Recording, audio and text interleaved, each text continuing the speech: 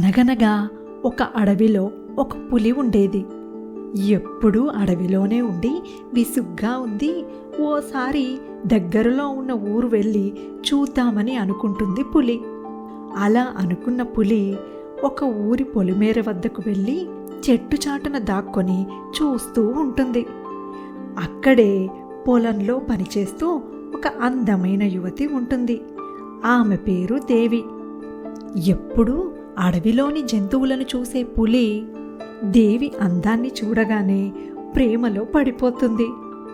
మెల్లిగా పులి దేవి వద్దకు వెళ్ళి తనను పెళ్లి చేసుకోమని అడుగుతుంది. మొదట పులిని చూసి భయపడిన దేవి పులి ప్రేమగా మాట్లాడుతుండేసరికి తేరుకుంటుంది.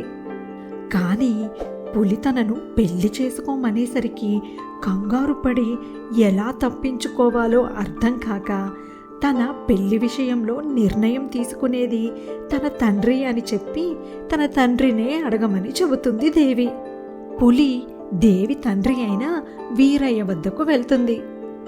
మీ అమ్మాయిని నేను ప్రేమిస్తున్నాను, ఆమెను నాకిచ్చి పెళ్లి చేయండి అని అంటుంది పులి. పులి మాటలు విన్న వీరయ్య ఈ పులి వాలకం చూస్తుంటే ప్రేమ మత్తులో మునిగిపోయినట్టుంది. ఇప్పుడు నేను పెళ్ళికి ఒప్పుకోలేదంటే నన్ను చంపేసేలా ఉంది. అలాగని చూస్తూ చూస్తూ ఒక పులికి నా కూతుర్నిచ్చి ఎలా పెళ్లి చేస్తాను అని ఆలోచించిన వీరయ్యకు ఒక ఉపాయం తడుతుంది.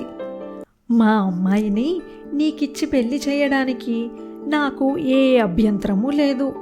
కానీ మా అమ్మాయి నీ కూర పళ్ళు, నీ పంజా చూసి చాలా భయపడుతోంది. అవి కానీ నువ్వు తీసేశావంటే నీకిచ్చి పెళ్లి చేస్తాను అని అంటాడు వీరయ్య.